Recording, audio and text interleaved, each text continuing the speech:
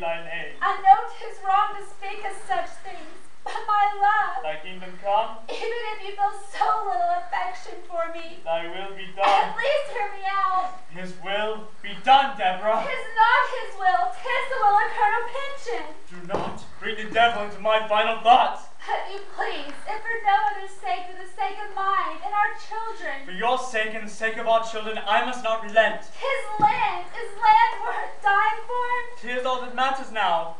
I fear we do not then. This land, 'twill be yours. 'Twill always be Mall land. Why else should we left all we knew and loved to come to this strange place? Why else but to dig deep and plant our roots so the children of our children could grow and prosper? Prosper and flower like the lilies my eyes will soon no longer see. Who's there? Who's there? 'Tis I. Hast thou asked so vile a devil to share my last moments on earth? No, husband. Goody Maw did not ask me to come here. I am here of my own accord. For what purpose? To gloat? To beg. Colonel Pynchon, a beggar? Thou hast never struck me as one who even asks, let alone begs. Your wit stays with you to the end, I see. Knowing that the gallows rope awaits them, most men would be upon bended knee, begging forgiveness, in full knowledge that by noon they shall be with their Maker. I have no need of forgiveness upon your account. No.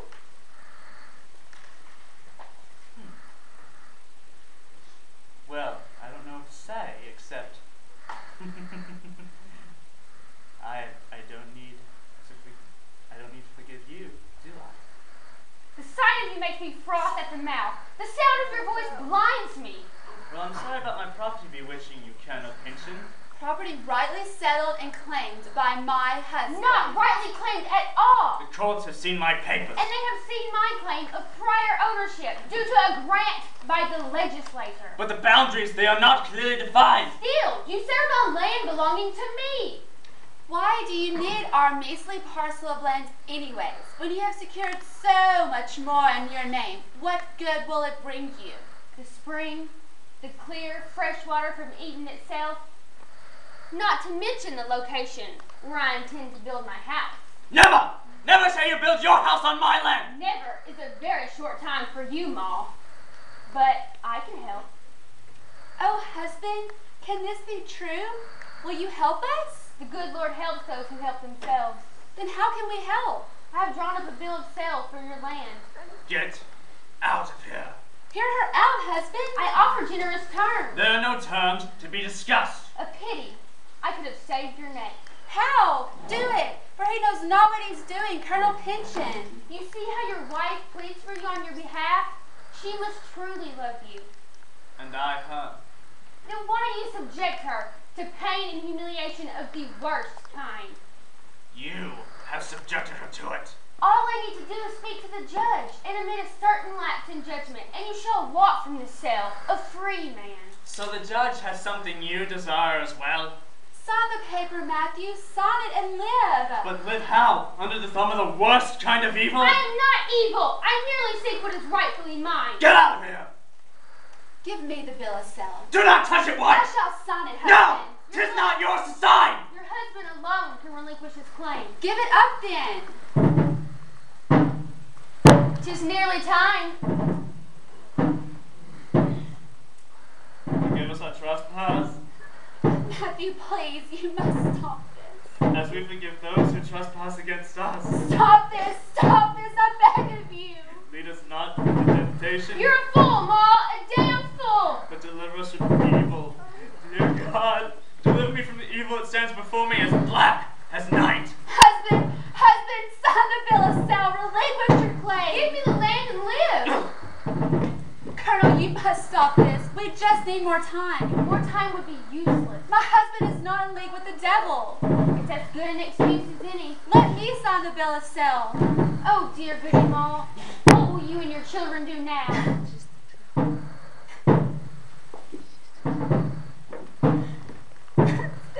Husband, please. It is done, wife. Hold thy head up high, and know she will not take anything from you. The spring and land shall be mine in 2 hours' time, you fool. Get rid of the fool, Goody Maw. He is indeed in league with the devil when he can laugh so close to death. I'm laughing at you, Colonel Pinchin. Death is no laughing matter. Aye, and God will give you blood to drink. You hear me? God will give you blood to drink!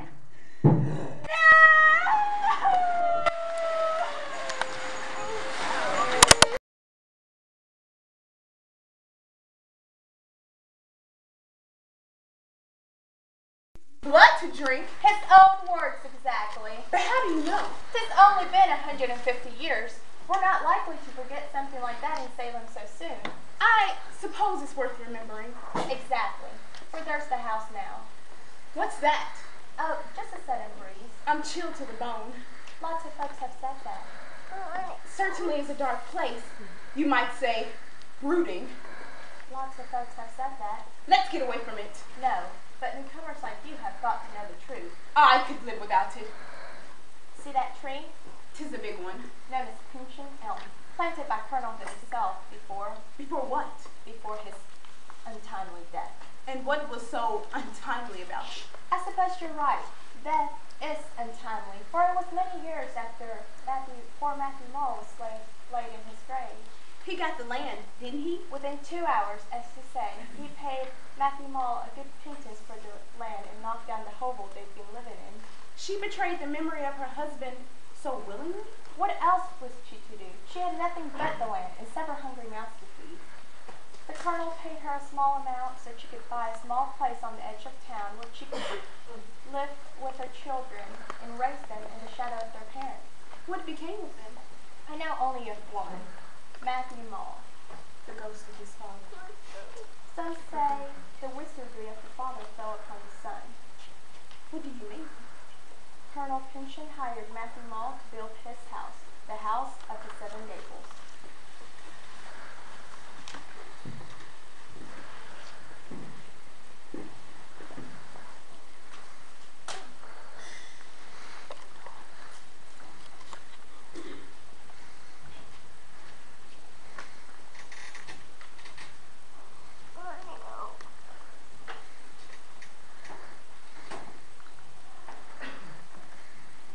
It's about time, Ma. I sent for you hours ago. I've work to finish, Colonel.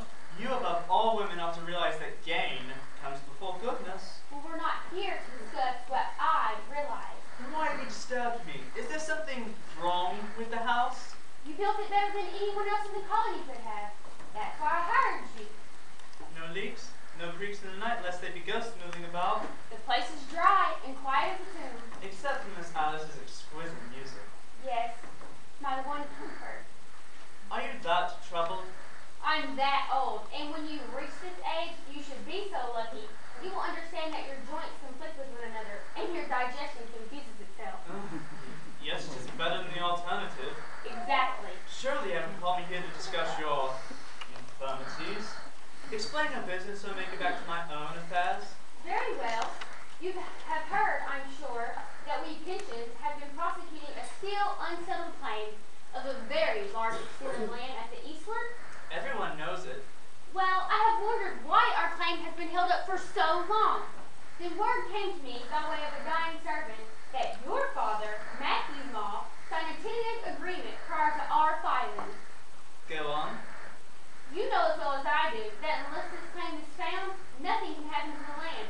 You cannot inherit it because the claim was only tentative, yet no one else can lay claim to the land either. So, what can a poor carpenter have to do with such grand affairs? I want that claim. And you think I would know where it is? The word from the servant has it that you do know where it is, and that you've hidden it within this very house. And why would I do such a thing? To torment me? When I see it has done its job. You're no better than your father. He was an innocent man, wrongly accused by the darkest heart in Salem. He was the devil's own. You lied then and you lie now. He torments me even after his death. The very spring, gushing from the earth beneath us, soured not only a year after we moved into this house. Well, it seems more like justice than black magic. Justice be damned. I want that claim. It belongs to me. I've heard such a claim did exist, Aha! but it can only be found with Father Skeleton Hand clutching it. I have heard the same story. And do you believe it? Why should I? Because you had men go into the dark of night to dig up Father's grave. And you know this for a fact. You'd stop at nothing to find that claim. Defiling the grave would be the least of these. And what did your men find? Your father's body. Go on. His right hand was missing. That must have been what sent your men running, scattering such a gossip to the four winds like dandelion seeds. Does it matter? Give me the claim and I will reward you handsomely. How handsome there. Name your price. That sounds like begging, dear Colonel. It sounds like business. Very well, business it is. In return for the secret, I want this house. This house? The terms are easy. I get a tiny tract of land, a house with 7 gables, but you get more land than all of Scotland. More land than Scotland? It's a pitch in destiny. We have known all along that some families rise to the top to seize the good for the control of all. We are such a family, Goodman Mall. The Lord has fairly said so.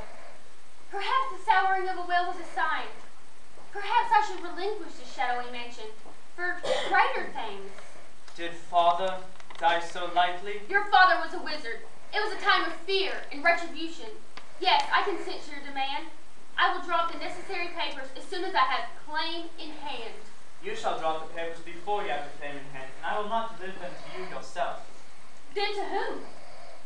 Your daughter, Alice. You're mad! What could my daughter have to do with business like this? Nothing, except that I have long admired her, and without her we will not find that claim. What are you talking about? Father must tell me where it is. What? He alone knows. You built the house! You know every inch of it! Yes, but there were times when I did not know what I was doing or remember what I was building, as if a ghostly hand was guiding mine. It must have been during this time that Father possessed me and hidden the claim, for I can honestly say that I have no idea where it is, but he does, and I know he will speak to us through your daughter. Alice! Alice, come into the parlor! There had better not be a trick in all of this. Should this be a trick, Colonel? I would go home empty-handed, as would you. This, Goodman Mall, is my daughter Alice. Oh, I didn't realize you had company. I can come back later. My business is with you. Yes, Alice.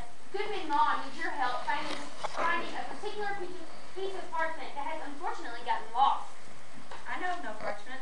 Please, Mistress Alice, sit down and do me the favor of fixing your eyes upon mine. Mother?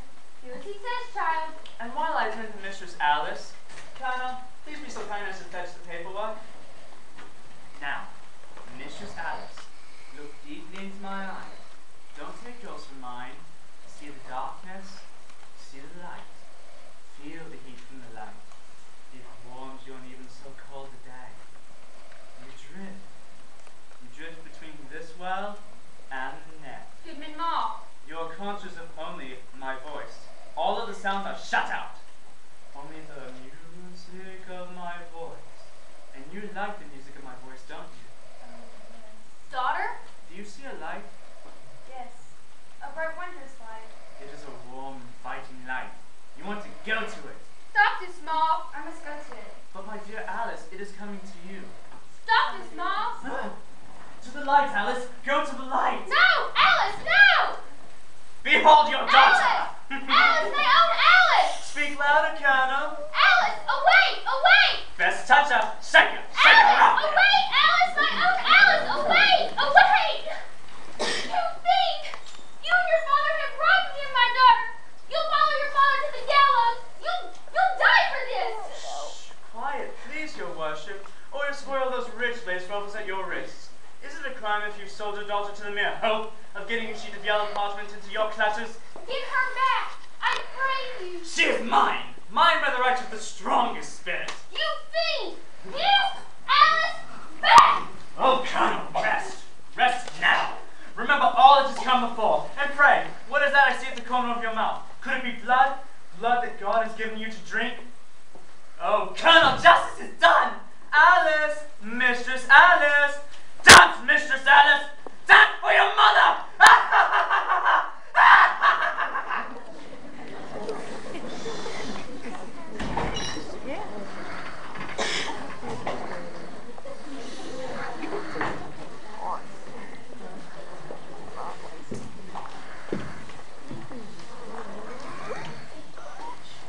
The funeral were the greatest in Salem up to that time and probably since.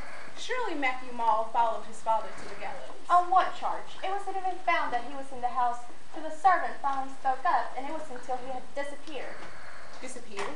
Vanished, never to be seen or heard from again. The last few moths that lived in this part of town died years and years ago. They live in a far corner of the cemetery, and probably not too well. Oh, but the house has fallen into bad repair. No one promised a pension, a fortune at last. So the family never got the tract of land to the east? Not that I imagine they've forgotten. But what brings us here now? Surely you're not done with your marketing. You'll see. Oh dear. Customers so soon? A cent shop on pension land doesn't quite seem right. What else is the core thing to do? Surely there's something left of the family fortune. Not a cent for poor old Miss Pension. What a delightful cent shop you have here. What can I do for you today, Mrs. Scrubbins? Well, I'm in need of... Thimbles. You told me thimbles. I sure did, Miss Wiggins. So, you know, I've often thought of opening a cent shop just like this one. It hasn't exactly been one of my dreams. Well, of course not, with this lovely house and all. This house has never been lovely, but it's mine, and it's all I've got. I imagine it's quite an expense, not to mention the work involved. You do have a fad, don't you? Did you find a thimble to meet your needs? Well, how about this one? That'll be 3 cents. Here's 5. And don't bother about the change. You know what? You're my first customer. Take the thimble. May your stitches always be straight and tight. But Miss Pinch, I'll make it up on my next customer. well, thank you. We wish you the best of luck. The very best. Good day. Of all nerves, I thought it was very sweet of her. I don't need her charity. Just like all pensions, taking the upper head, looking down on folks.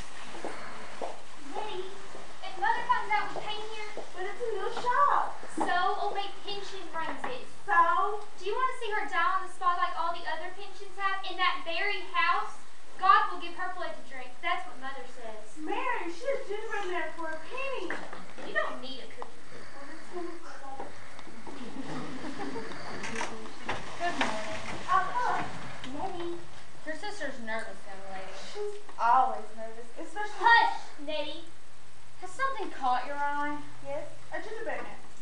And they're tasty too. It's quite all right. I don't include a ghost along with every cookie I sell. See there? You know what? You're my first customers. And it's not good luck to charge for your first customers. Really? Well, I won't give you anything but good luck. Let's go. You You come are back. positively rude. Give me that thing. My gingerbread man, you killed it. Come home now or I'll see to it Mother whips you good. I hate you. I hate you. Will there ever be an end? Let's hope not, Miss Pension, because it's only the beginning. And otherwise, how are you going to make a living? Mr. Holgrave, and his rose is you. I'm proud of you. You finally opened. And I can't go square with it. I'd rather be dead than the family to me with my mother, my father, and my sister. The life's too chilly, too cold, and I'm too old to have to put up with it. You'll feel much better once the business gets going. I thought the rent that you paid for the garden house would make ends meet. I'd gladly pay more. How can you? You're a dare Titus. You can barely keep yourself in suit. And looky here, a button missing on your vest. Take it off and let me repair it. Would you look at that? And I hadn't even noticed. And if it weren't for you, I'd walk around looking as shaggy as a rag picker. That's no way to find a lady to marry. Speaking of which, have you found someone? Not at all. You wouldn't by any chance entertain the thought of becoming my wife? Mr. Holgrave, you can be a terrible man sometimes. You wouldn't want old baggage like me hanging around. Desperate old fool who's bound to end up in a quick grave for disgracing her ancestors, though. If I were you, I look upon this as one of the fortunate days of my life. It ends an epic and begins another. You've been frozen in this house, cut off from everything. Now you've opened the door to the world, and you can find it can be a wonderful place. It's not a wonderful place for a pension. Not in this house. I was born a lady, Mr. Holgrave. I had always lived as one.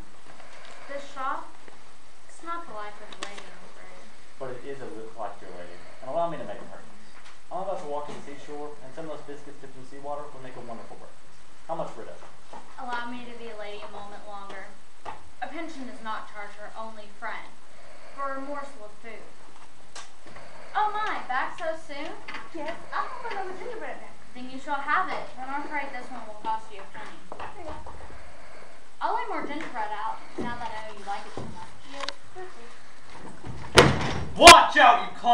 child. Pay him no mind, child. Come back whenever you please. You really done it. What do you expect? I have to eat. I suppose, but a cent shop? I was born, raised, and lived a lady, cousin. This is not the life of a lady, but what else am I to do? Cousin, yes, we are that. I need a pipe. One like this? Exactly like that. 5 cents. Glad to oblige. Tell me, Cousin Hepzibah, what do you know of a Mrs. Bentley? She was my servant that I let go about a year ago. She was too old to be any good other than to give me another mouth to feed, which I could ill afford. She's dying. God bless her. She's asked to see me. I can't imagine why. You don't suppose it has to do with this house, do you? Did you find anything else that you needed? No, this pipe will do me just fine on my trip to Mrs. Bentley's.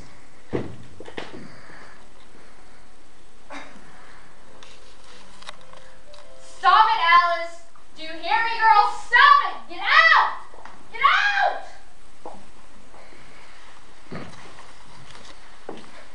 Oh, as we stand here, there's a place that haunts that place. Servants have told me of hearing the terrible moans and seeing the strange lights at the window. But servants are prone to gossip. Rebecca, I myself have seen the figure of a ghost moving about. You're joking. My blood went cold when I saw it one night, cold as stone. You poor thing. Could you tell who it was? Matthew Moore, the hanged wizard. Who else could it have been? And who can this be? Look at her outfit. Clearly not from the city. And suitcase. Odd. But what else is new at this house? Oh, good morning. Is this the pension house? Never called that. It's the house of the Seven Gables. Well, does Miss Hepzibah Pension live here? Has all her life. I wasn't told she runs a scent shop.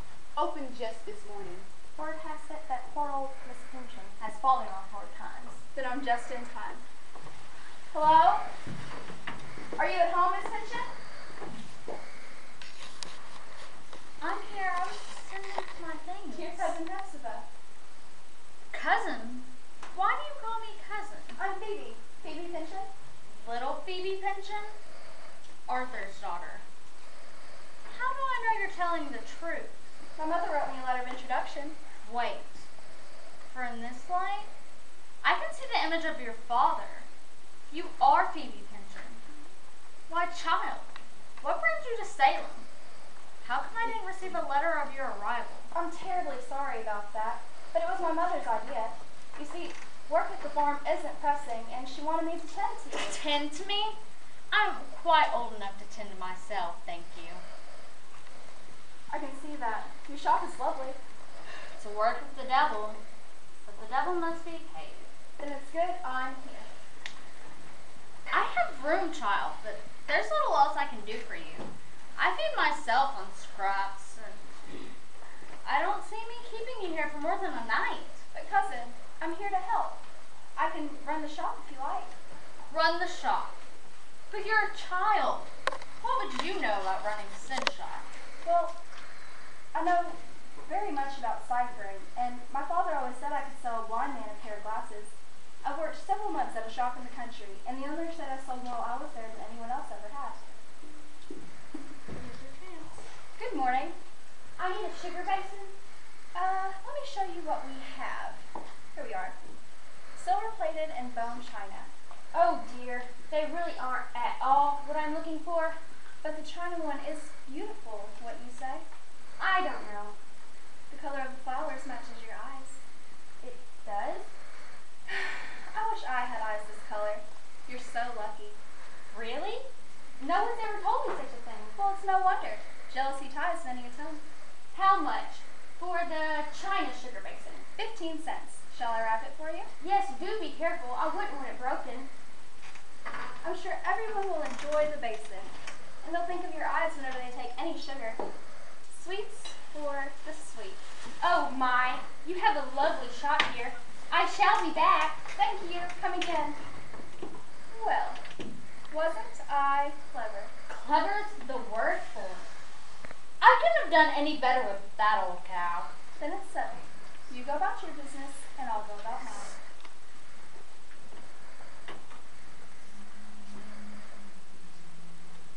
What was that? What was what? I heard someone moaning.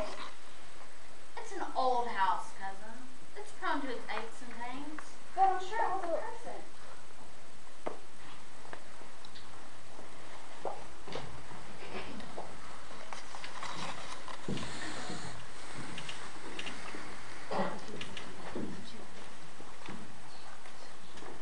I don't understand why you dragged me all the way to Pinkerton Street again.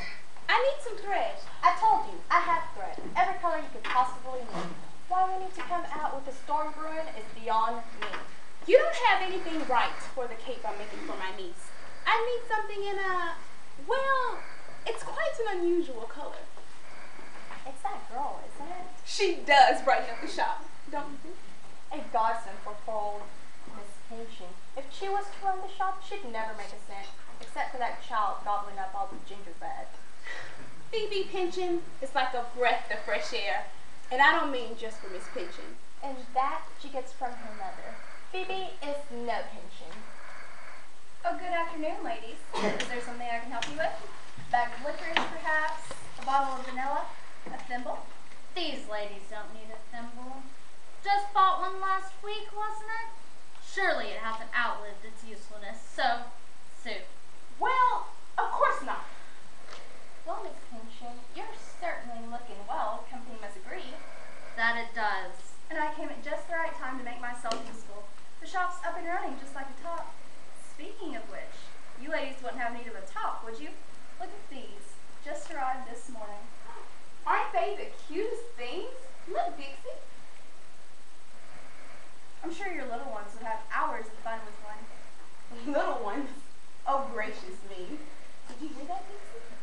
My youngest is his daughter herself, and she would know better than to let her girl walk home and...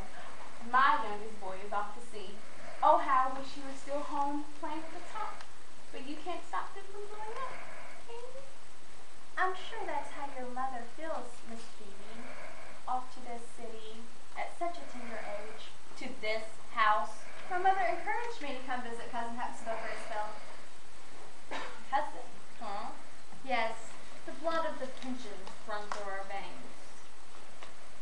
I did not doubt that for a second. And how do you like our fair city? Oh, it's a bustling place, I must say. Far busier than what I'm used to at home, but then most places are. You know, I've met more people here in a week than I've known all my life in the country. And the house, do you like it, child? It's got quite a history, doesn't it? So you know the secrets. It's told me enough. So the walls talk. They must tell quite a story about your family. Did you find what you needed? Oh dear, what was that came for? Red, a certain kind of color red. We have quite an array of colors. Let me show you what we have. Oh my. How about this one? That'll be 2 cents. Here you are. Thank you. Stay in Salem, child. Your cousin couldn't do without you. Is that right, Miss Pinchin? My cousin is welcome as long as she likes. Good day. Oh, baby. What's wrong, cousin? That woman. She's as vicious as a viper. I've worked my whole life to stay away from people like her. And now, I have to serve her with every beck and whim. Well, she's got no history with me. Next time you see her coming, take a book, run to the garden, and you'll look like a lady of leisure. She'll die of jealousy. A lady. How I wish I was still in my youth. When I could put rings on my fingers instead of put them on others. When I could tie ribbons in my hair instead of sell them. When I could use this pen to write my fellow. Oh, dear. You hear it, too. Why doesn't she stop? Cousin, there's no one in this house but us. Stop it, Alice! Stop it! Cousin! Alice! Cousin Hepzibah! She's still at it. Yes, Cousin Hepzibah plays very beautifully. Can I help you find something, sir? Sir, let me have a look at you. Yes, you look a lot like your father. I'm sorry, sir. Did you know my father? Indeed I did. We grew up together. He never mentioned anyone like you. I should think not. Your father was a smart man. I thought so.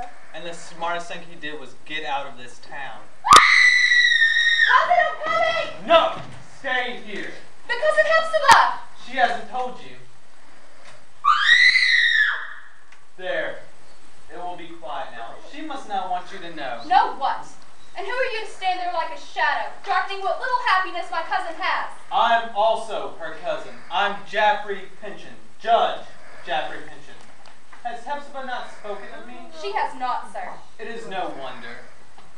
And why's that? You must ask her. Cousin Hepzibah is very guarded about what she says. No doubt. It appears she has very good reason to be. Yes, as many reasons as floorboards, as many ghosts as window panes and attics. What ghosts do you speak of? This place is cursed, my child. I won't hear such nonsense. You heard the harpsichord. My cousin plays very Cousin beautifully. Hepzibah could have plunked out a tune on an overtuned bucket. You know little of her talents. She has no talent. Judge Pynchon. Nor does she own a harpsichord. Can I help you find something? Some buttons, perhaps? And the moaning and the screaming doesn't go on all night. Perhaps I can interest you in an eyeglass case. No, of course it doesn't. Your hand hasn't yet taken to shaking. Maybe I can interest you in a change purse. But it will shake. It will shake as your senses numb themselves to the terrors lurking within. You're frightening me. Me? A stranger? You're no stranger to this house, are you? I must see Hepzibah, Cousin Phoebe. How do you know my name? I know everything that goes on in this house, and I would think that she would be expecting me. Why? Get out of my way. Please. I shall have to ask Cousin Hepzibah if she wants to see you. Once? Oh, that's a laugh. Hepzibah would never want to see me. Well, if you know she doesn't want to see you, then please leave. Why, you? Do you know what I could do to you? Do you know what I've done to thousands more important than you? Tell your cousin the poor servant died. What servant? But not before she spoke the truth. The truth about what? It is as I thought, and I shall take what's mine. Tell her, do you hear? Cousin Hepzibah? I'm afraid I must explain about her. Ah! Cousin Phoebe! Come back. I'm sorry. I'm so sorry. Why must there be secrets between us? It's this house! Your cousin, the judge, told me. I don't want to believe it's haunted, but you have no harpsichord. So that's why you play. Who? And who's that man? This is Clifford. Clifford Pynchon. My brother. Your brother? He lives here? Yes, he must. He can stay nowhere else. Clifford, this is Phoebe. Little Phoebe? Arthur's daughter. She's come from the country to stay with us. Phoebe? Phoebe Pynchon? Arthur's child? Yes, Arthur was my father. I'm sorry for frightening you, Phoebe. You're welcome. You're most welcome. You didn't frighten me, Cousin Clifford. It was the thunder. I hate thunder. But you know what always makes me feel better? A gingerbread man. Here's one for you. Is it alright, Hepzibah? It's quite all right, Clifford. Phoebe, I don't know why I didn't tell you. I was just afraid. You needn't be afraid, Cousin Hepzibah. I'm here to do everything I can for you. Miss Pynchon? Miss Pynchon? May I help you, sir? Miss Pynchon, what an unexpected pleasure. Do I know you, sir?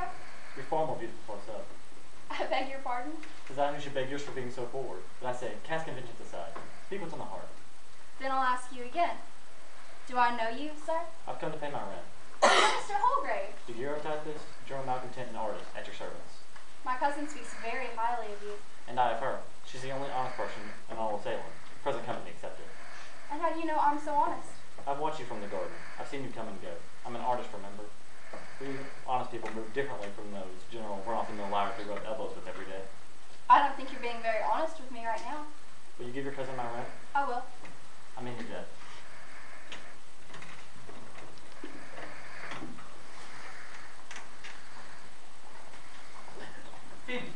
Phoebe Pynchon. Yes, Clifford.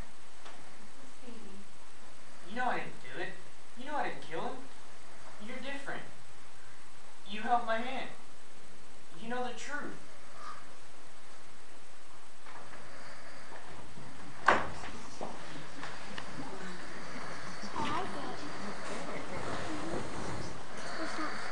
Where did you get those pennies from, Nettie? I didn't steal them. Mama's gonna want to know. I can't tell you. It's our secret. You tell me right now, or I'll tell Mama you stole them, and I saw you. If you must know, Aunt Bella gave them to me. Aunt Bella gave you pennies? She always gives me pennies to do with if I could. That's not fair. She's never given me pennies. She said What? What did Aunt Bella say? that you hogged the pennies that she gave to you. I enjoyed them. That's why she lets me give me pennies. It makes her happy to think that I'm gobbling them up. Aunt Bella's a silly old fool. That's Girl! all. Good morning, Miss Scrubbins. Are you planning to go to old maid's steak shop? She has the best gingerbread man in all of Salem. That must be so, but you must be careful. Why? See that window? Dixie, must the children hear this? Just for their own good. There's nothing in the window. But that's where he sits at night. Who? The ghosts. The tiny children who disappeared. Go on. They've become his slaves. Tiny slaves to do his work. They're the ones who must catch the cats, skin them, and boil them!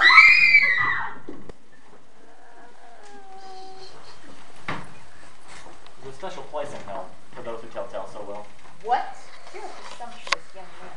Eavesdropping on a private conversation? In a public street, hardly criminal activity. But character assassination is a crime. Far worse than anything else that's gone on in that house. And what would you know about what goes on in that house? I know that there's more sorrow locked within its walls, thanks to people like you, than there is mortar to hold the bricks together. You, sir, are insufferably rude. And you ladies are merely insufferable. My card. Daguerreotypist? The camera captures the person within. Come in and have your portrait done sometime.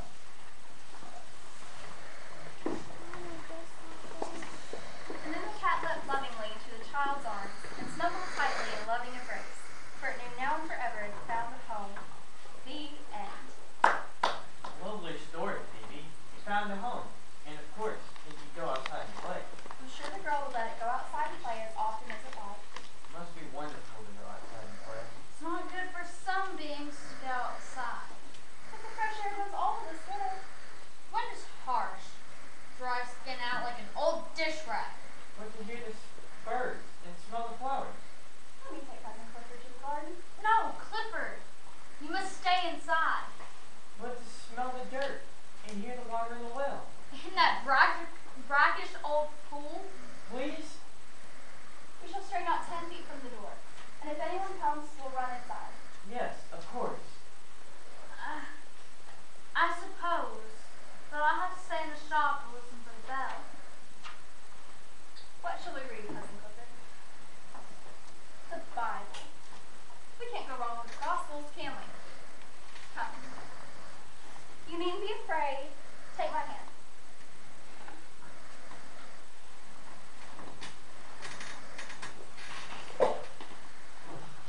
And look, a bird. A bird in a tree. And there's a squirrel.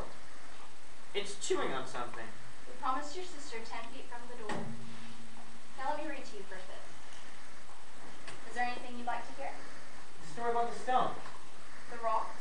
I want to hear about the stones. Let me see. He who is amongst sin may cast the first stone. Matthew. Cousin, who was Alice? Alice? It says Alice Pynchon, born 1703, died 1720. May her music last forever. Oh, she's not dead. She plays her beautiful music when she thinks no mall is listening. When no mall is listening? She fears them all. But they're long gone, aren't they? We don't do that, do we? Here you are, Clifford, born 1808. Your eyes are blue for the good you'll do. Are you going to do good, Cousin Clifford? Good? I know good. With these hands, they've never done good. And here's Cousin Hepzibah, 6 years your elder. And Jaffrey Pynchon. He's the judge, isn't he? I can't say I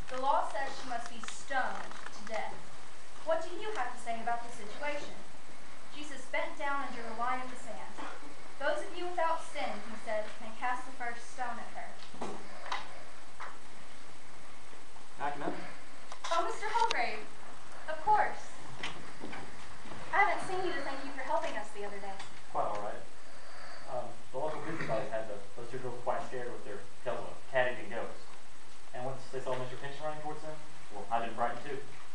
You're not like the others in this town. Nor are you. I've got some watering to do in the garden. Where's Miss Hinton? Tending to supper. What was it that delivered off the other day? I'm not sure, but I think it was the name of Jaffrey Pynchon. The judge, of course. I asked Cousin Hepzibah why the very name would send him into a rage, but she didn't answer me. Does Clifford seem happy? As happy as a child, but like a child easily disturbed. By thoughts within or fears without?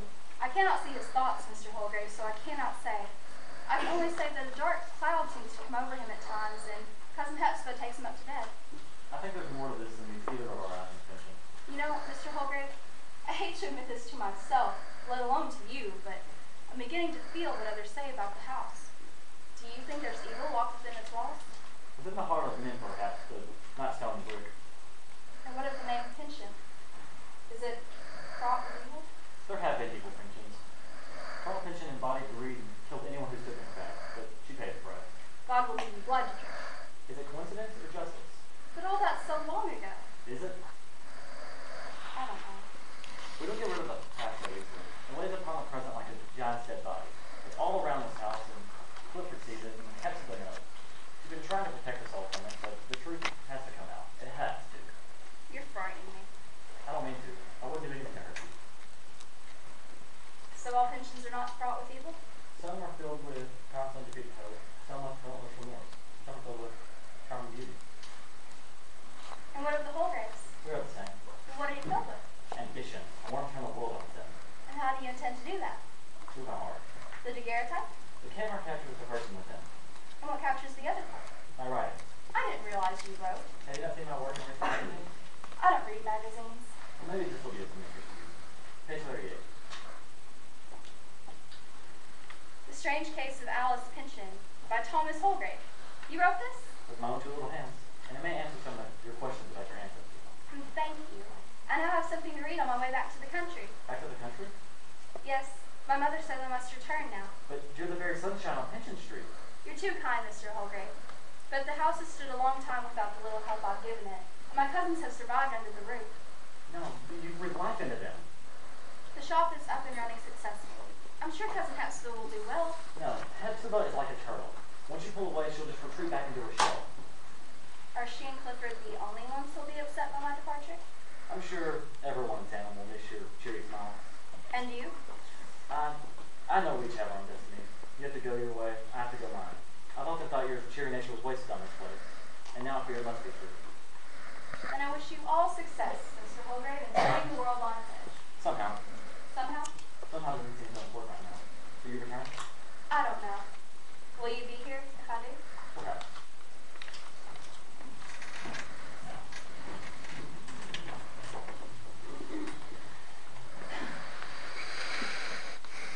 Suitcase? Yes, Clifford. Phoebe's gone to the trip.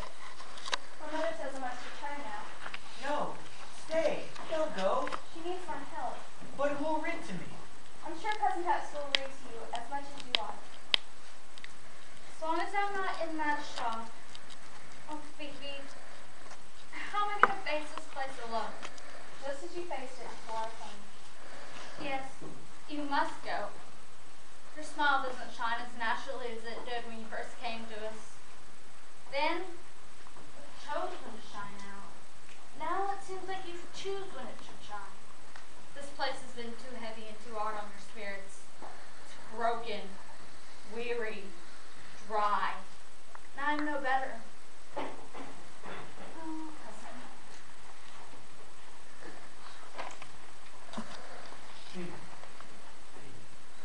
When I first saw you, you were the prettiest, most frightened girl. But now, you've blown into beauty. You must go. Go now.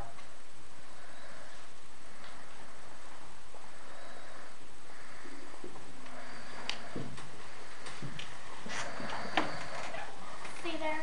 The house has driven another one off. What's old maid Pynchon to do now? Probably starve, and it would serve her good.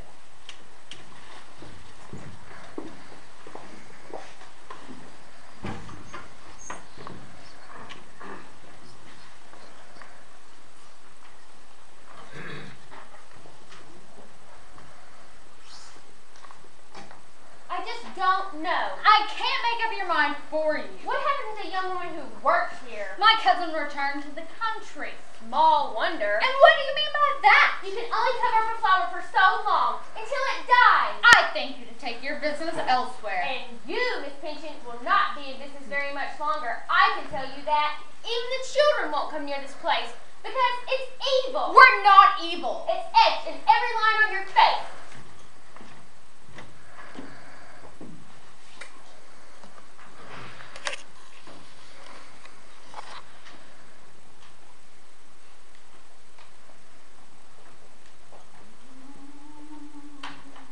Stop it, Alice! Do you hear me, girl? You're not wanted in the Seven Gables any longer. Get out of here!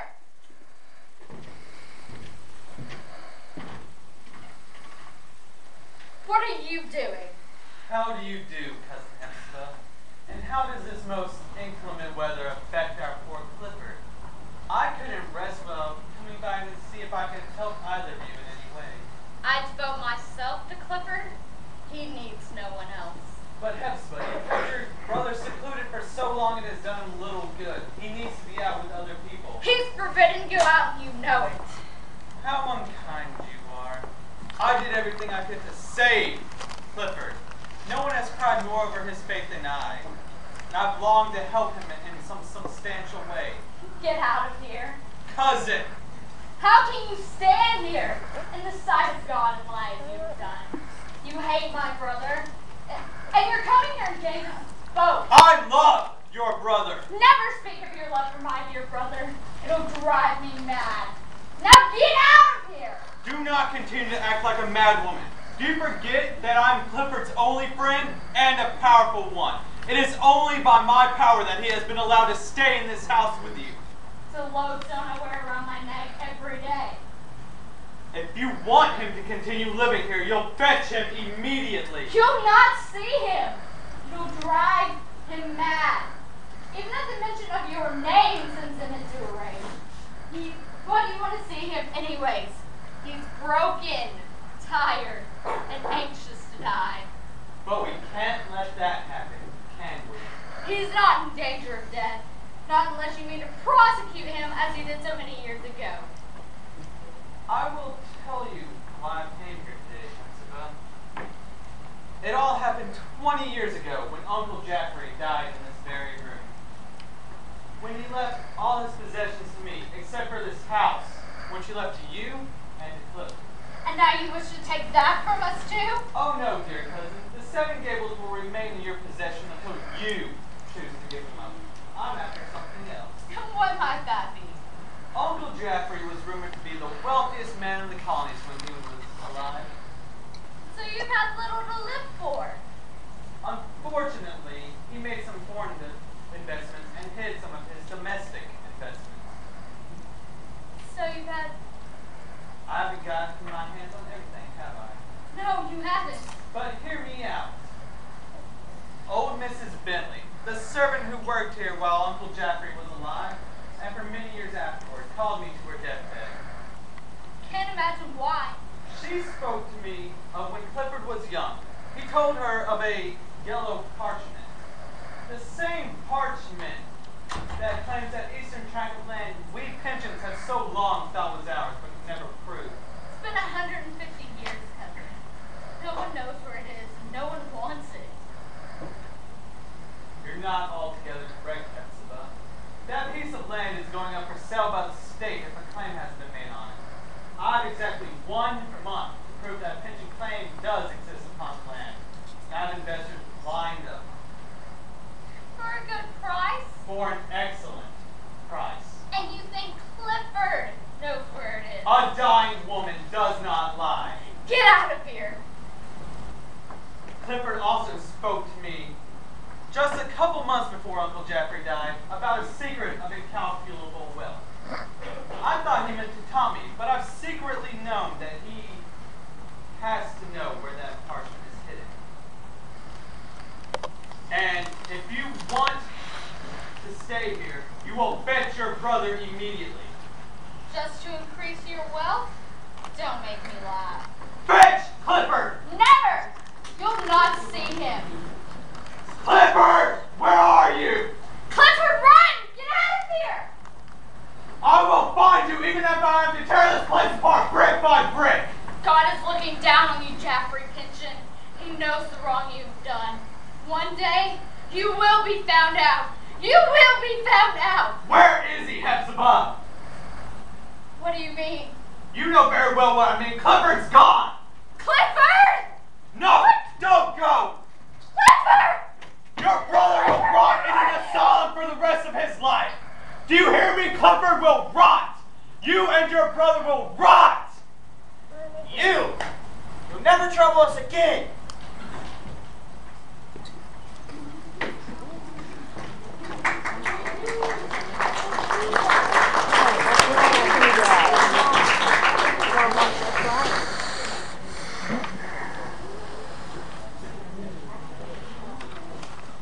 I must say you look a fright, Miss Pynchon. Anything wrong? No, nothing! But your palace goes. Surely you're not frightened of the storm. It's the least of my worries! We heard some shouting a while ago. Seemed to come from your parlor. We thought you lived alone, but the other voice was the voice of a man. Get out of here! Leave me in peace, my shop's not open! Such a pity. I was in need of a thimble. Get out of here! Why do we only find peace in death? Oh, most of us are in peace. Peace with ourselves. Perhaps you should pray. Pray for what? For forgiveness. Forgiveness for what? Forgiveness for everything your family has done. Get out of here! Oh, or I'll place a curse on your heads! Both of them! They're all the same. Judge, I couldn't find Clifford. Clifford! Clifford, where are you? In the garden, sister. Clifford the judge! Let him sleep. He's needed. My God, what will become of us? Come, we mustn't stay here too long. Does he know what he's done? Oh God, does he know what he's done? Why are you so hesitant? Awaken me, Clifford. This is just a nightmare. Come, need to sleep.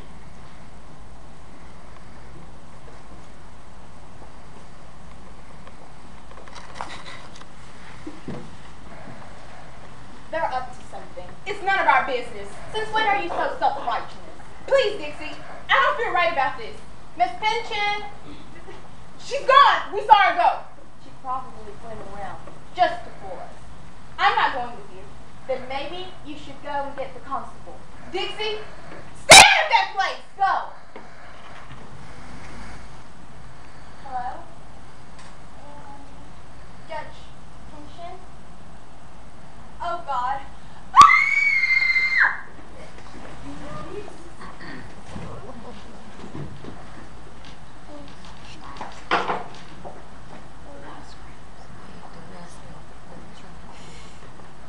Sit, Hepzibah. People can wonder what's wrong with you. What's wrong with me? That's what my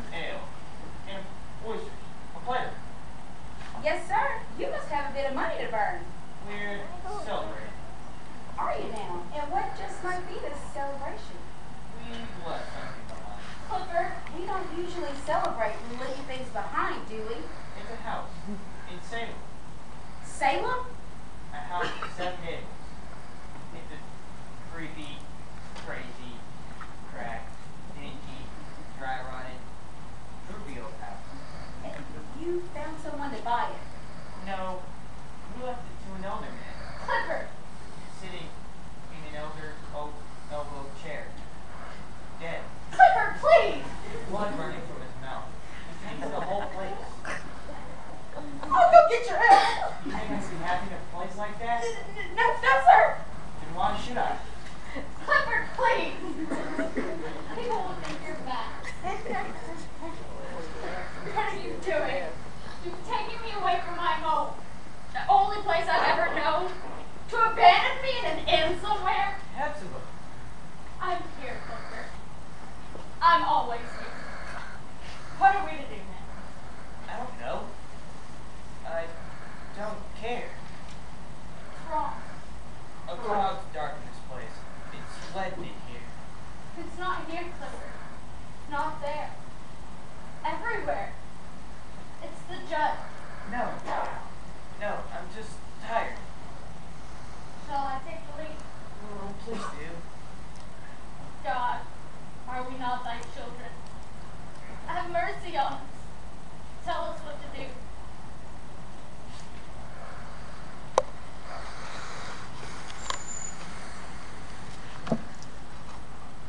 Nettie, get away from there. I want a gingerbread man. You know what Mother said. Mrs. Clifford's gingerbread is half the size of Mrs. Get Finch's. away. Fine. No. Best listen to your sister, child. There's evil in that house. 'Tis the house of death. Remember old Judge Pension? The gaunt-looking man with the big black coat. The scary man? What died in this very house, not 3 days ago, found him sitting in a chair, blood running from his mouth. It was the curse again, as sure as we're standing here. Oh, God, come on, Nettie. But the gingerbread! It Go. would be bad luck to buy things from this shop. Go! Hey, me! Do you think old maid Pension killed him? What else could have happened? He'd held her in property since their uncle died. He probably reduced her to bayonet at her feet, laughed at her face, and well, in just a small step, with a butcher knife. For the life of me, I just don't see her killing anyone. Or maybe it was in those eyes of hers. Those were the eyes of a... Go ahead, say it. A murderer? But why did I always feel a tinge of pity when I saw her? It wasn't like the woman was without feeling. Believe me, she killed him. Or may God smite me in a mighty blow. Dixie, what's wrong? You're mocking me, House. Be your most faithful confidant. I know your secrets because I know what you've been through. How your gables went to heaven, but lead to hell. How your bricks have stood so long, but held up so few. And how your rafters have supported so much, but been so weak. But eventually, your faith will yield to something a lot stronger. You gloomy monstrosity. Eventually, the human heart will cast open your windows and allow sunlight into every one of your corners. That's something you'll never understand. Tell me, is it true, Mr. Holgren? Phoebe, may I take your bags? I don't know where. You've returned. You seem pleased. Yes, I mean, nothing's been the same since you left. So yes, I'm pleased. But my poor cousins. You've heard the story? It's all anyone ever speaks of. And bits and pieces, of course. They usually stop talking the moment I come around. Is Cousin Hope still here? No, nor was Clifford. Then they have what? Well, they didn't have much money, so they couldn't have gone far. But guilt will drive desperate victims to horrible ends. Guilt? You don't need to protect me from the truth, Mr. Holgren. I don't intend to. Please. I'm confused and I'm frightened already without... I'm sorry. There have been so many secrets and lies told between the walls of this bleak old place. I just don't know what to believe. Well, allow me to tell you the truth. And maybe a walk along the seashore will restore your spirits. How do you know the secrets, Mr. Holgren? It's my job to know. I'm an artist, remember? An artist seeks out the truth. And let me tell you that as far as Clifford and Hepzibah are concerned, this all started about 20 years ago, when Judge was still Jaffrey, and he lived a life just this side of Hangman's Noose. He had come to his uncle's house for money for raising gambling debts, again. Be quiet, you blackguard. You'll wake wicked old Uncle Jaffrey. Oh, why in the world was I cursed for that fool's name's sake? Now there must be something of value lurking about in this tomb. What's this? What are you doing here? How ill you look, Uncle. What are you doing here? I need some cash. Get out before I call the constable. Call the constable? On your own flesh and blood? Your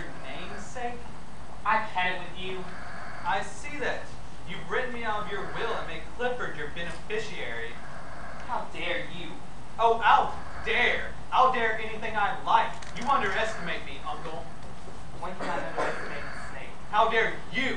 Do not call me a snake. I could break you in half. And perhaps I will. Get out! Make me. She was right about you.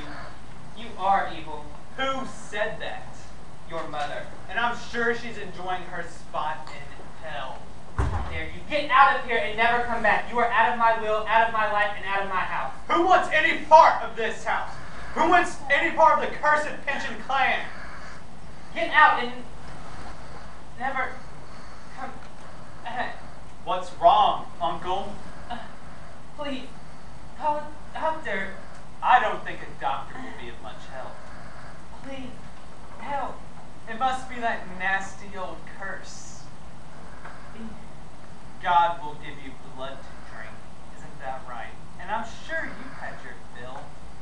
Oh, the strain must have just been too much. Well, now that you're out of the way, we don't need this new thing. Now when there's a perfectly good will locked in your secretary upstairs.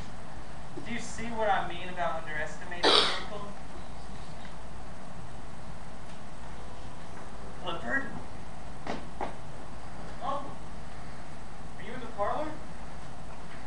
Uncle? Uncle, what happened?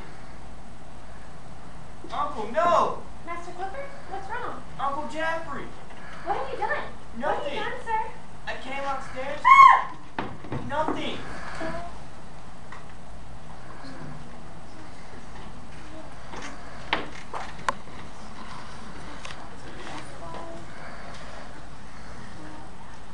But Cousin Clifford hadn't done anything.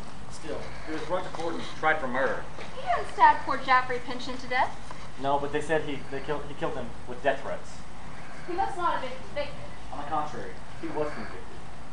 But out of newfound goodness in the judge's heart, he made it so that he could take care of Hester. They inherited the house, but nothing else.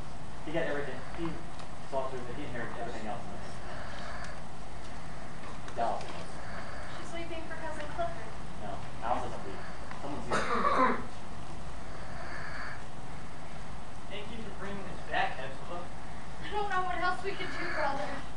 We have to face this. We're home. Cousin Phoebe, have you really returned to us? Dear child. And Mr. Holgrave, did you fetch Phoebe for us? No, I don't let her come back on her own. I came the moment I heard about what happened. The judge, I'm afraid, has cursed us in life as well as death. I expect to hear the constable in the shop in a second. You're being far too grim, Miss Hedger. What do you mean? The doctor examined the judge's body. He said that he died of natural causes. He had a stroke. Is this true? I was hoping you hadn't gone off too far, because there's so much more that you need to hear. A stroke? Cover your ears, don't fade you. This is twice in 2 days that our ears have been bleeding. I'm free? Mr. Holgrave told me you had nothing to do with the death of your uncle either. I've always known you are innocent, Clifford. You couldn't have done anything wrong. And now you must believe it, cousin. Thank you, Mr. Holgrave. Well, but there's more. The judge he left no will. Therefore, you and Hester inherit everything in the Pinchin name. All of it. Do you know what this means? I don't have to sell another cent in that shop. Clifford, we are free. We'll walk by the sea. I'm free to do whatever I want. Yes, Clifford. Let's get out of here. I don't want to spend another night in this house. Let's go. You've indeed brought good news, Mr. Holgrave. Yes, but I'm afraid it's had a little effect. You're wrong. I'm happy for my cousins. Now all this hate has been laid to rest. Only if the answer to my question is the right one. What do you mean? I make my living trying to get words and images in the afterlife, but now it seems my skills seem to fail me. I'm trying to find some way to tell you that you've been the best part of my life, and I saw you step in that carriage weeks ago. You brought happiness not only to your cousins, but to me as well. I've been trying to find some way to tell you that an hour with you seems like a year, and a year from you seems like an hour. There has to be some way that you can't really always stand by my side. I will marry you, Mr. Holgrave. For I've loved you since the first moment I saw you in the shop. Our shop, our garden, our house. If only it could be. But it can be.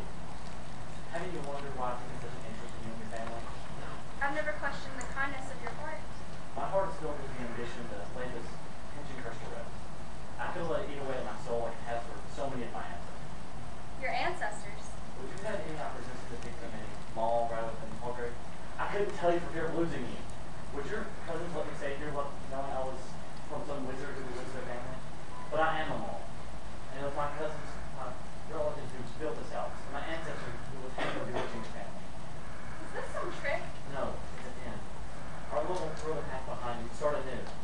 Well, we can't build a life on deception. Please, Stevie, would your family let me stay here knowing this? Would you even look at me, well and fall in love with me? I think I hear someone in the shop.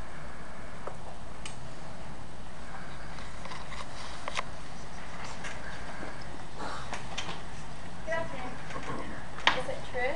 We heard Miss Pinchen is moving into the judge's country home. She owns everything from here to Portsmouth.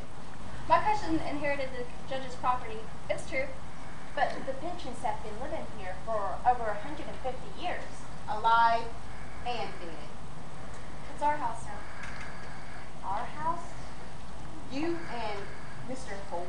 Maul, you mean, but that is my true name.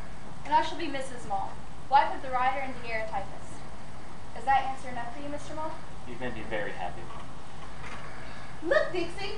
Look at the house. It's lighter now. Maybe it'll know some happiness. What about that place, that old friendly place? My grandmother told me something about that house. A murder in the attic, I think?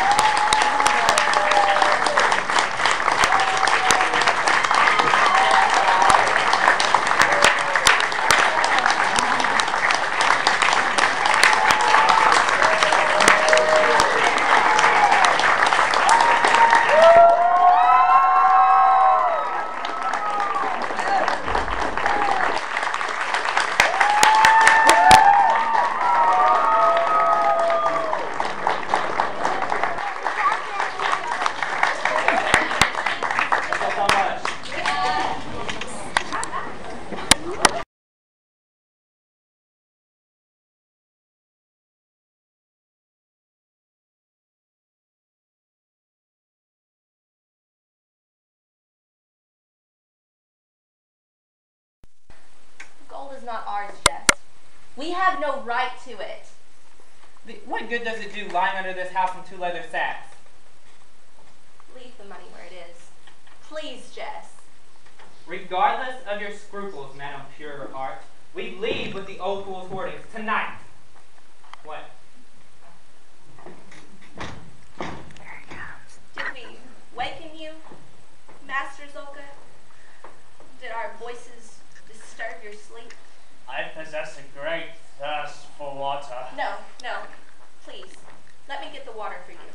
My thirst is deep, like that of greedy relatives for an inheritance they did not deserve. Or a cut purse with an evil thirst for money not his. Master Zolka, by sheerest coincidence, as you entered, my wife and I were discussing financial problems of a husband and wife of but 2 weeks. Master Zolka, why do you behold me thus with that lone, evil eye? Would even a cut purse waste time on a penniless old hermit?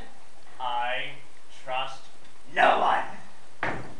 I bring this from the well. The water in the kitchen pail, it's warm. Should all the gold in the world vanish, there'd be far less troubles and tribulations. All the thieves would shrivel up and die! Night, Master Zolka. Jess, I fear he heard. Too much. Far too much. He may flee through the window. Spread the alarm to the village. No. He will not have the opportunity. What do you mean? Could a dead man spread an alarm? Dead man? Poor Master Zolka is destined to suffer mishap. The county records will say of apparent heart attack or seizure. Neighboring villagers will cluck their tongues and say, what a peaceful way to go. Jess. Oh, it will be peaceful and quick and painless. I won't let you. What good is he in the world? I will do him a favor by smothering that pillow over his face. Jess, how can you even think of such a... There's plenty of reason. The gold and that lone evil eye. What? That horrible vulture eye. It pierces my soul, makes my blood run cold. I must rid the world of that eye forever. Jess, you must be out of your mind. You think me mad? I have never heard you speak so wildly. I cannot possibly be mad. I am too shrewd, too calculating, too clever. Could a madman escape an asylum in 3 days? Asylum? Yes, my dear wife. Those 3 days of the asylum made me more wise, more willful, more cautious. It is now that same caution leads me to destroy the gnarled, useless old man. Jess, I beg you not to. And I beg you not to interfere. Master Zolka, a word, if you please. What? What's that? Who's that? Jess, come back! Only I. What is this? Why do you interrupt my rest? Jess! I will allow you to rest very soon. What do you mean? Taking my pillow? Why this intrusion? Do allow me to return your pillow at once! Dear God. Help! Help! Help! What happened? What? I don't know. Jess,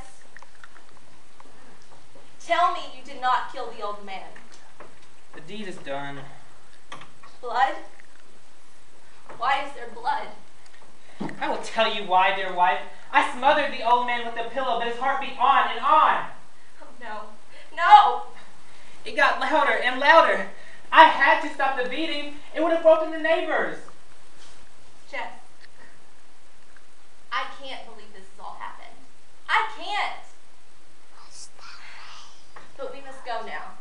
Far away from here. Jess, it's so important that we hurry. Yes. I will get the gold. No! The money remains where it is. The old man has no use for it. I found the gold. It's mine. Then you must go with it alone. What will you do? Running away to marry a peddler? Remember what your father said? Remember? How could I forget? How could you be a scullery maid in someone else's kitchen when you could have your own kitchen with your own scullery maids? We are rich, Lorna. Jess, my father was right. I scarcely knew you at all. Come, let that mistake now turn triumph. We will harness the nag, leave in the midst of the night. Jess, someone's coming.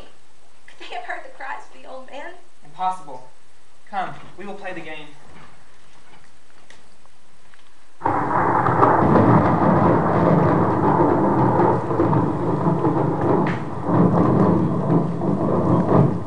Good evening. We are the Holub sisters, nieces of Master Zolka, his only living relatives. We check in on our uncle frequently to be sure that he is well and not in need. How thoughtful. How exceedingly thoughtful. We saw a horse and a peddler's cart in Uncle's barn this evening, and through that unshaded window, total strangers. These total strangers, Mademoiselle Holub and Mademoiselle Holub, are Mr. and Mrs. Jonathan Barrow. The peddler's cart, our traveling shop. The horse, our sole means of locomotion. Knives, hatchets, and scythes, our specialty. My husband Jonathan and I, we were caught in a heavy rain this afternoon. Your uncle gave us shelter and a place to stay tonight. Dear, dear uncle, I have always said, Kristen, that his heart beats with much more kindness than most people allow. Yes, he is a kindly man indeed. Where is he now, our uncle? In the barn, perhaps? Milking the cow? Oh no, I took care of that deed in return for hospitality. Your uncle has retired for the night. He was quite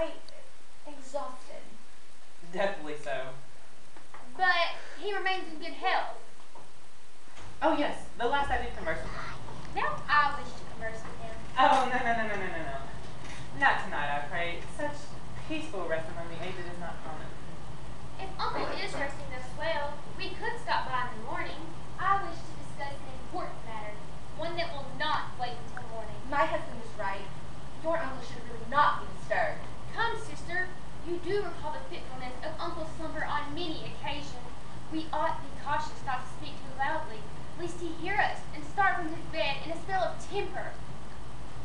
Yes. As I said earlier, the rest among the aged is to be respected, especially by fond, solicitous people. We are concerned about our uncle, deeply concerned. Naturally.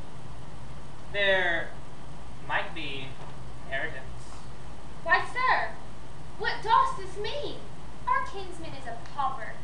This tumble-down house and barn are all he possesses, both with full mortgages upon them. I have known the poorest misers to house gold hidden in attics and cellars. Jess? Is it no longer Jonathan? My wife may use either of my given names as she chooses. Master J.J. Barrow, at your service. Just about everybody has two names, a first and a middle. We do ourselves. Some have more than two. A dozen or so to hide behind in as many different places. Kristen, least we can do is keep a civil tongue.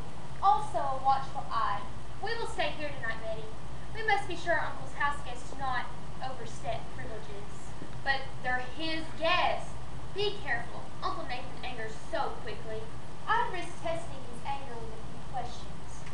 And I insist that you do not. Is there some reason, Master Barrow, if indeed that is your real name, that you wish us not to see our uncle? Certainly not. Only his rest and comfort. Betty, shall we seek the advice of Master Brannaman? Master Brannaman? In this rain? But why?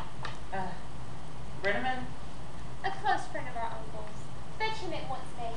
But I don't Fortunately, I do. Straight to the Brannamans with no delay. Yes, go forth, Mitty, if it will soothe your sister's mind. What did you intend to imply about gold hidden in attics and cellars? Your uncle, my dear. He has gold everywhere. I stuffed my pockets. See? What is that? Oh, a handkerchief. Often a necessity. You see, I cut my hand earlier with my knife. Didn't I, Helen? Helen! Oh, yes. My husband is very careless with knives.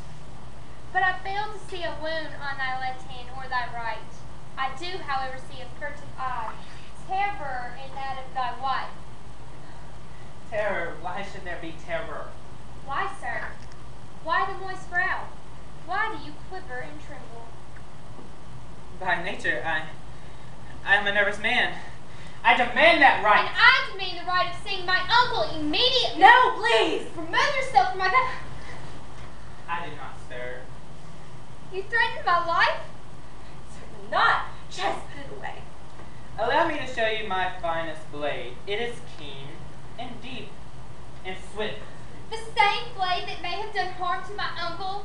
Is that why the pair of you so insist he cannot be disturbed? Is it possible to disturb him at all? It is time to silence this one. No, Jess! Keep under here, Constable. Constable.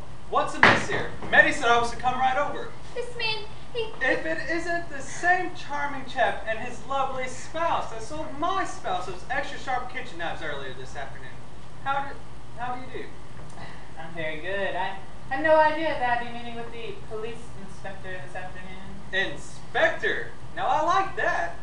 This charming chap and his very lovely spouse have held me at the point of a knife. My wife says he is the most well-mannered fellow to ever come down the pike, and his wife, the prettiest damsel to do likewise. Nonetheless, they both have reason keeping me from my uncle's room. After everything your uncle's done for us, this house, the food, and the water? Kristen, I can judge character a lot better than that. I'll tell you what. I'll just go in your uncle's bedchamber and rouse him from sleep. That's what. That's all I ask, Master Brannaman. And now say to Nathan, Nathan, what harm has come to you in, say, the past 2-3 hours? And you know what Nathan is likely to say. Haul yourself out of here, Brannaman, and let a tired old soul get some sleep. I agree with that. Master Brannaman, we have wasted sufficient time. I demand to know the truth at once. Very well, Kristen. But if he throws me out, you have to pay for the battered carcass. Hark. That beat. Jess, we must get away. They will hang you for the death of the old man. The beating. Do you not hear it? The beating. Why does his heart keep beating? Jess, leave! This is our only chance. Do you not hear the beating, Morna? Why do you not hear it? Why? Why? I have sad news. It seemed old Master Zolkin died in his sleep. What a peaceful way to go. I'm so sorry. Me, my husband and I, naturally, believe at once as to not intrude upon the sorrows of the nieces. That's right, thoughtful of you. Goodbye. Goodbye. God guide you. Come, Jess.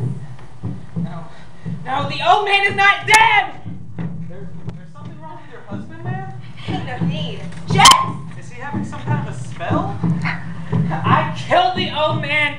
I stabbed him with this! Why does his heart beat on and on? Ugh!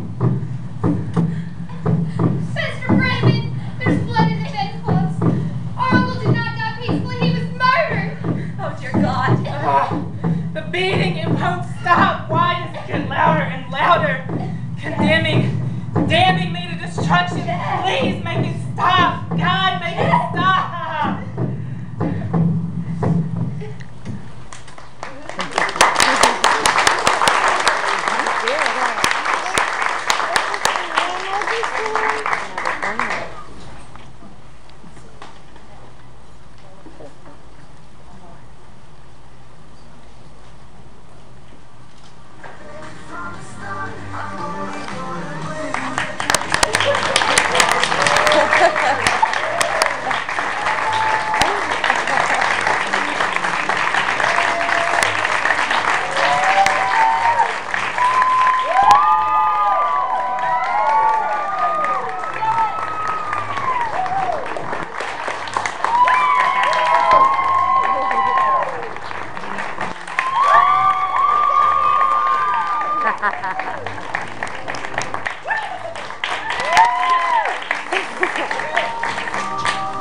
We got one more show. Short one. Then we have to go home.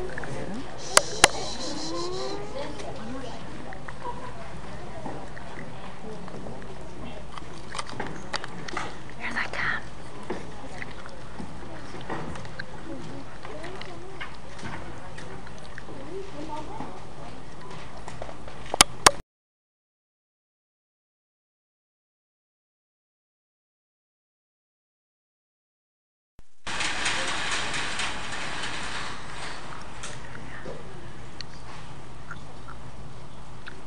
Although my name has become synonymous with terrifying tales, not everyone is aware that I hold the distinction of the creator of a detective story. In Murders in the Rue Morgue, a series of ghastly murders occur in Paris. The killer seems unstoppable until C. Augustin Dupin, chief of detectives, steps onto the scene. Come with me now to Paris, France, to Madame L'Espagnol's fourth floor apartment. It's a rainy summer evening in 1842.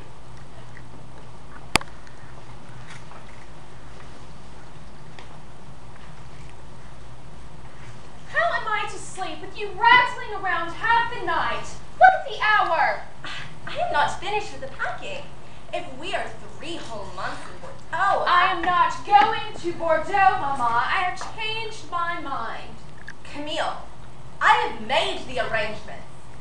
Withdrawn these 4,000 francs from the bank. Written your Aunt Juline to expect us. I do not care to visit Aunt Juline, Mama. She is a loathsome bore. There are reasons enough to take us out of Paris. The main reason? Adolphe Lebon, the bank clerk. It is true. I do not prefer Adolphe Lebon. Whether or not you prefer him, Mama, I expect him to any day soon ask me to marry him. Could his interest in a 16-year-old child be these francs he delivered from the bank, and the considerable other francs remaining in my account? I will not listen to your insults.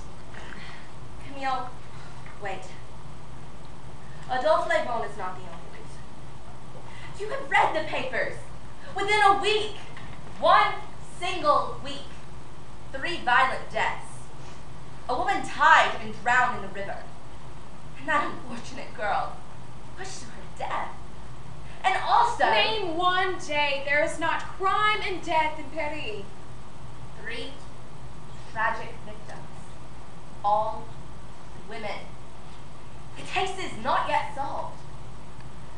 Perhaps it's the same madman who runs loose to strike again.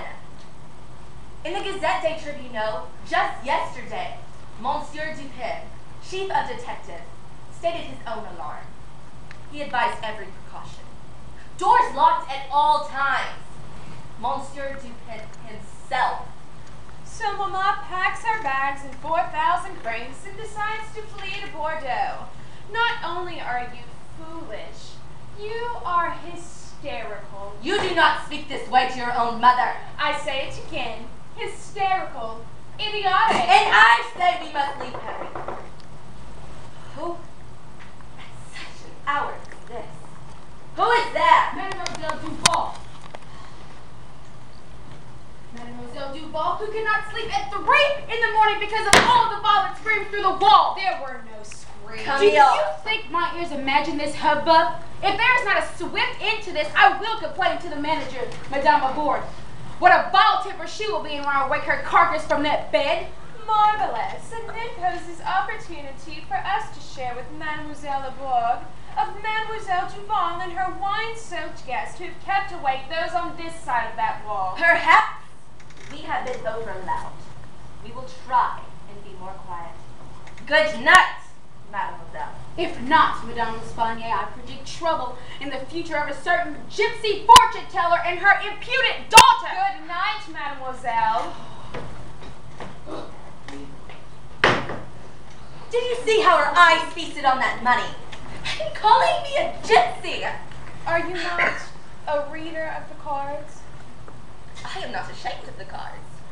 Do not forget that they have kept bread in our cupboard and a roof above our heads. Well, I am ashamed to be called the daughter of a gypsy, who is a fraud. Camille, was it not my cards that predicted Monsieur Lepon's tragic death in the fire? Was it not my cards who predicted Madame Marine Bellot's tragic illness? For your cards, I would not waste one snap of the finger. Why, Camille? Why am I consulted again and again by the same people? Because even they are more superstitious than you, Mama. Mon Dieu! You will suffer the punishment. I am so afraid. You see how I tremble. Camille, I did not want to tell you this, but twice in 2 days I have read the future. Our future. Black cards. Nothing but black. Once more, let me read the cards. If they speak favorable this time, we will stay in Paris. It is a promise. You have my word. Keep the cards away from me. Watch, only watch.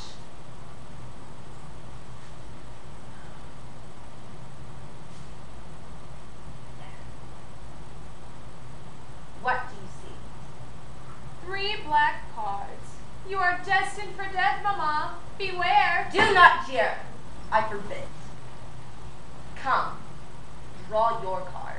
No. I insist. S'il vous plaît. Have it your way. You know the procedure.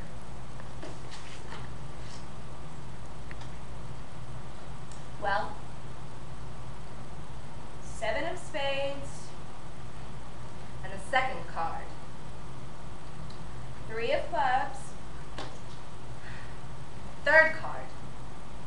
Black or red? This really is ridiculous. Black or red?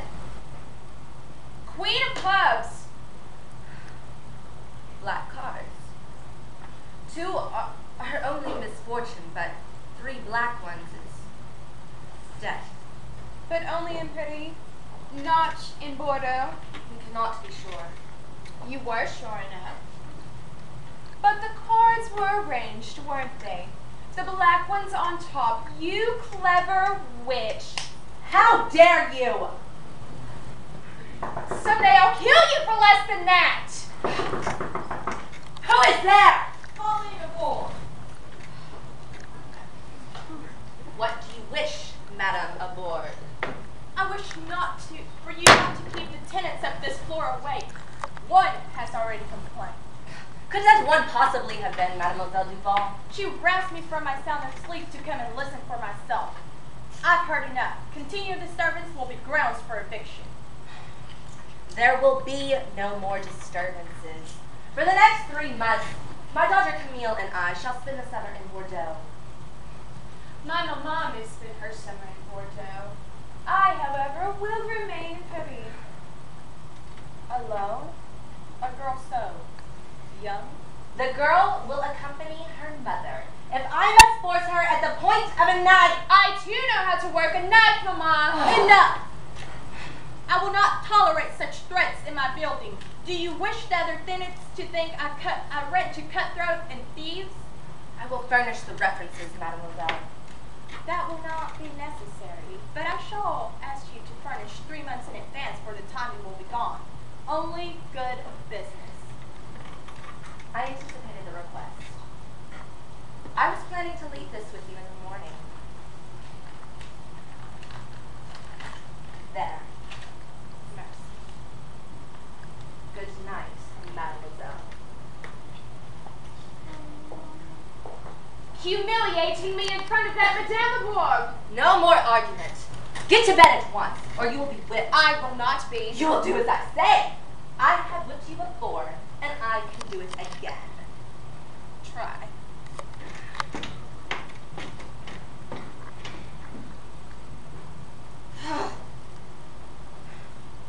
What did I do with that beating stick?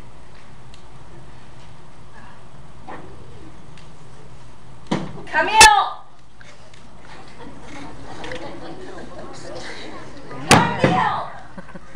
Will you do so good to answer when I call? Camille! Camille, you she-devil!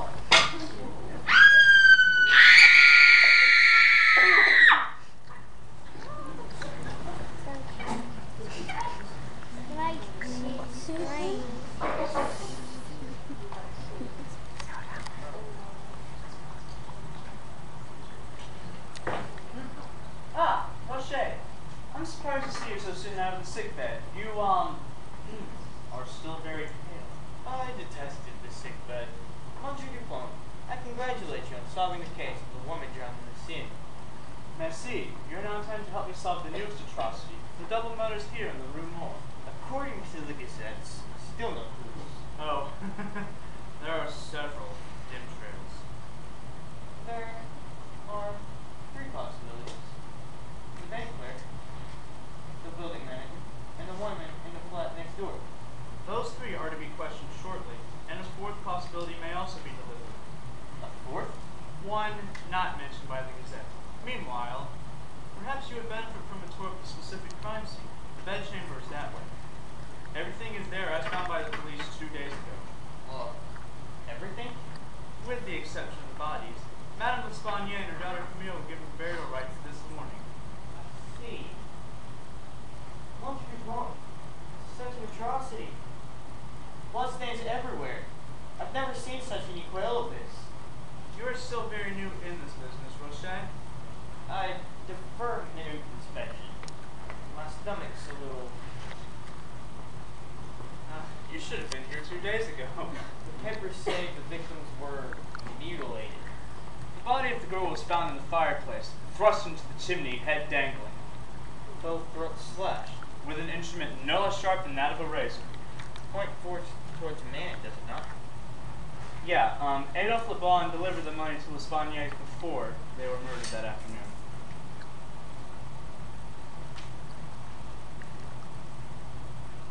Perhaps you would like to look out the window? But it's locked. Just open it.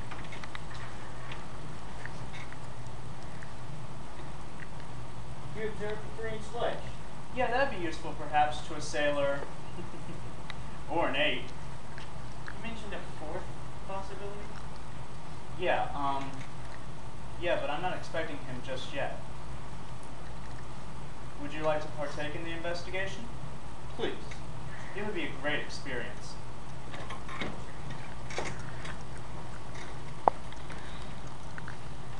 Excuse me, officer. Will you send in the building manager and the neighbor woman? In fact, you may take charge. With occasional assistance. Of course. Oh. Good afternoon, Mademoiselle Duval. Come in. I appreciate your willingness to answer further questions relative to the, tragedy here. Sit down, please. You must realize what an atrocity I suffer. Gendarmes, every direction I turn.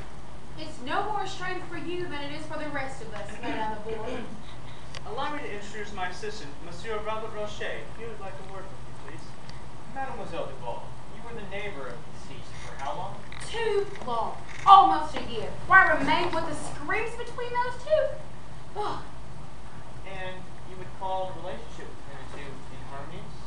Today, I would be a rich woman if for every time I yelled through the wall or pounded on it, I was paid in gold francs. That Camille, the worst kind of demon. The mother was equally as bad. I heard all the threats. Tell us about the threats. On the night of the tragedy, Madame L'Espagnole screamed at her daughter any number of times. Once she turned to me and said, Camille will accompany her mother to Bordeaux, even if I must force her at the point of the knife. Through the wall, I heard the girl shout, "Someday I'll kill you for less than that!" The very words. Which of you was the last to see the deceased alive? Well, I went to the door to complain about the noises, only to receive insults for my troubles. When the voices continued, I went below and insisted that she come in here for herself. So it was she, Madame Bourg. Madame Bourg, is this true? Well, it was not 2 minutes later that I heard the terrible shrieks, tried to get in to summon the gendarmes. Continue. It was the voice of a man crying, Mon Dieu, sacre diable. That voice. You sure it was a man? It was the voice of a man. I heard no voices, only screams, and my bedchamber is beyond that wall. Are you saying that I hear sounds that don't exist? That I am ready for the asylum? I am only saying, Madame, that you hearing voices could be a slight chance of, convenience. Convenience? To shift the suspicion. Gentlemen, perhaps it wasn't a murder or a suicide. Maybe it was double murder. Madame Bourg was the last one in the room. She admitted it herself. She could have easily been tempted by the gold francs. Mademoiselle Duval, you will regret the day you were ever born. Please, madam, mademoiselle. Who needed money to pay the delinquent's rent?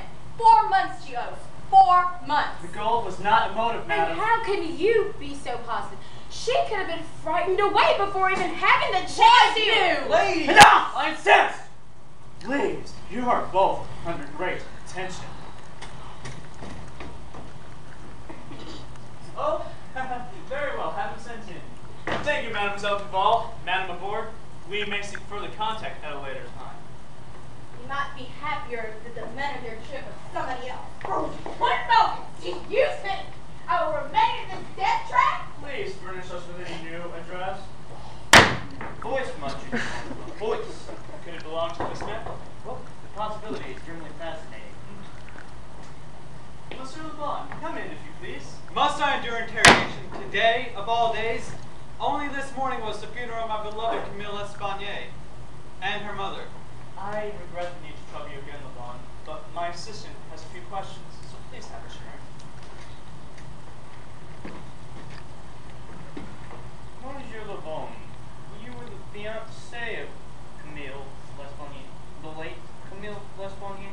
No, but she knew that when finances permitted, I would ask her to be my wife. Having known her, For just over a year, having met her, at the bank where I work. Madame L'Espagnole, she made rather frequent deposits at the bank, did she not? I believe she did. 4,000 francs. The last withdrawal. 2 days ago. which you delivered to her in person? I was requested to do so. Madame L'Espanaye was, shall we say, comfortably fixed. I believe she was. Unfortunately, she did not approve of you. I don't see why that question is necessary. Did you approve of her? I loathe the woman. Perhaps you and Camille would have shared, the gold that she left behind? I resent such an accusation. Not an accusation, merely a passing idea. Another thought. Camille L'Espanaye rejected the liquidation. A second liquidation might have been possible. Mr. Dupin, must I stay for further questioning? Circumstances, they were very unusual, Vaughn. You were discovered on the street not 2 blocks from here at 20 after 3 that fateful morning. I told you, I couldn't sleep. I only lived 3 blocks from here and I was out for a nightly stroll. Do you suffer insomnia? Actually, I do. Ever since my discharge from the Naval Forces 6 months ago. Interesting. You having taken part in the Naval Republic of France would enable you to climb 5 stories of lightning rod cable and balance on a 3-inch ledge. I will not stand for further insults. But you are not free to go. Monsieur Lebon, I am placing you under arrest for suspicion of the murders of Camille and her mother. This is insane! Completely insane! The arrest is official, Lebon. We must hold you as charged. There will be a reckoning, Dupin. Do you hear me? There will be a reckoning. Could the case have been solved? I don't think so, Rocher. The bruises on the throats of the victims indicate a hand at least twice that of Lebon's. And did you note his small hands? That I did not. Great brute power was involved. One can say that Lebon might be agile, but powerful? Hardly. I do not follow. Well, there are certain things to consider. The murderer had astounding skill to ascend that cable, superhuman strength, and brutal ferocity. And he killed without motive. Had the gold been taken, perhaps he came for something more valuable. Perhaps. But the look on your face says you believe it to be a madman. A maniac. Escaped from an asylum. The hair of a madman, Rocher? It's nothing like this. Found this in the hand of one of the victims. What do you make of it? Monsieur Lebon, this is not human hair. No, that is the hair of an animal, one known for agility, strength, and ferocity. After consulting experts at the Paris Zoo, I found that this hair belongs to an orangutan of the East Indian Islands. Is this true? Could it be possible an animal could have escaped from the zoo? Or worse, the trainer could have trained it to steal and kill. I considered that, but let me tell you more. A few days ago, I found a ribbon, which is peculiar to the cap of merchant seamen. So yesterday, in a newspaper popular among sailors, I placed a small notice. Found in Bois de Boulogne a large orangutan, which the owner may claim upon identification at 37 Rue de Lane. You mentioned a fourth possibility? Yes, he may be arriving shortly.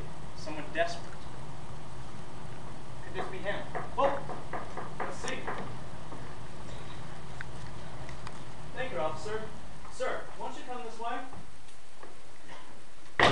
What is the meaning of this? At 37 Rue de Lane, I arrived to pick up my lost property, and am seized by 2 gendarmes and brought here by force, against my will. I placed the item, monsieur. It wasn't possible for me to be at 37 Rue de Lane. I helped you and object to coming here to discuss your lost property. I am not a criminal. The police had no right. You are not under arrest, monsieur. Sit down, please.